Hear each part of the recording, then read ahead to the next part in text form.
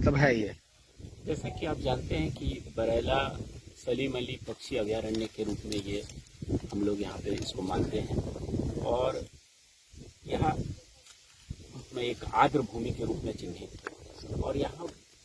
Season पे बहुत सारे प्रवासी पक्षी का यहाँ पे आना होता है और इस दृष्टिकोण से ये एक बहुत ही अच्छा पर्यटक स्थल के रूप में ये डेवलप किया जा सकता है। इसी परिप्रेक्ष्य में माननीय मुख्यमंत्री जी के द्वारा इनका 2006 में 2010 में और फिर प्रगति यात्रा के क्रम में भी इसकी समीक्षा की गई कि इसका क्या पर्यटन के दृष्टिकोण से और इन्वायरमेंटल दृष्टिकोण से क्या हम लोग डेवलपमेंट कर सकते हैं। अभी मुख्य रूप से जो इस स्थल का परेशानी है वो ये है कि इसमें कंट्रोल्ड वाटर नहीं, चाहे तो पानी की अधिकता हो जाती है या फिर कमी हो जाती है। तो इसमें देखा गया मुख्य रूप से कि इनलेट एंड आउटलेट इसका वाटर का इसमें मेंटेन करना होगा। तो इस दृष्टिकोण से अभी हम लोग सबसे पहले लगभग 54 करोड़ रुपए की राशि अभी कैबिनेट के द्वारा स्वीकृत की गई है, जिसके द्वारा हम लोग इसमें जो पानी आता है और उसका अधिक होने की स्थिति में उसको यहाँ से इसके जल स्तर को कम करना और कम होने की स्थिति में उसको रिटेन करके ये अभी पहला हम लोग फेज करेंगे। इसका वन विभाग की ओर से लगभग 28 करोड़ रुपए का एक योजना सैंक्शन हुआ है, जिसके तहत हम लोग इस स्थल पर एक बड़ा सा पर्यटकों के लिए एक टावर बनाएंगे जिस पर चढ़ करके वो लोग इस विहंगम दृश्य को देख सकते हैं। साथ ही नागरिक सुविधाएं भी दी जाएंगी, कार पार्किंग और जो नेचुरल कॉल्स वगैरह के लिए हमारा जितना फैसिलिटीज़ है, कैंटीन है, ताकि लोग आकर के यहाँ पे थोड़ा एंजॉय भी कर सकें। तो ये सब अभी हम लोगों के इस प्रारंभिक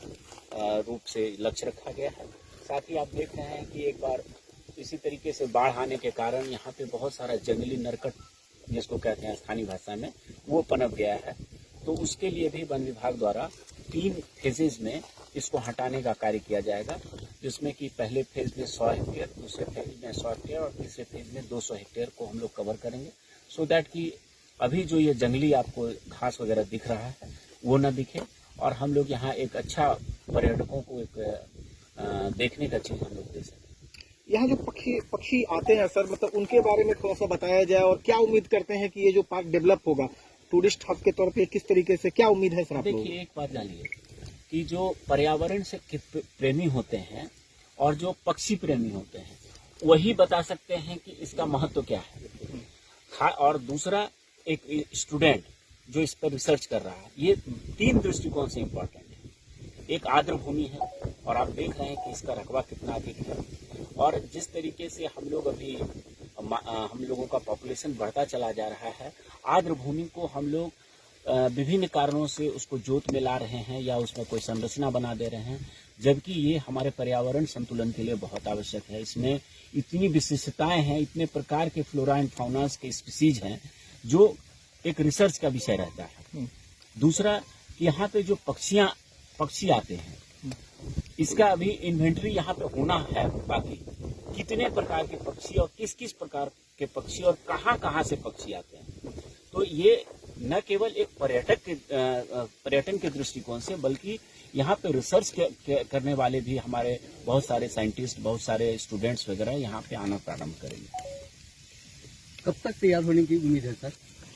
इसको कैबिनेट से हम लोगों का अप्रूवल मिल गया है, तो इनलेट एंड आउटलेट का तो हम लोग तुरंत काम प्रारंभ करेंगे और साथ ही वन विभाग द्वारा जो 28 करोड़ का हमारा पब्लिक एमिनिटीज के लिए और टावर के लिए जो काम हो रहा है उस पर भी तुरंत काम प्रारंभ होगा। आपको बेसिकली हम लोग यहाँ पे स्थानीय लोगों को ये संदेश भी देने के लिए आए हैं कि ये जो घोषणा हुई थी और ये जो भ्रमण हुआ था, अभी हम लोगों ने 2 फरवरी को हम लोगों ने विश्व आर्द्र दिवस भी यहाँ पे आकर के मनाया, वो केवल घोषणा भर नहीं है, बल्कि हम लोग उसको धरातल पर दिलाने का तुरंत काम शुरू करें।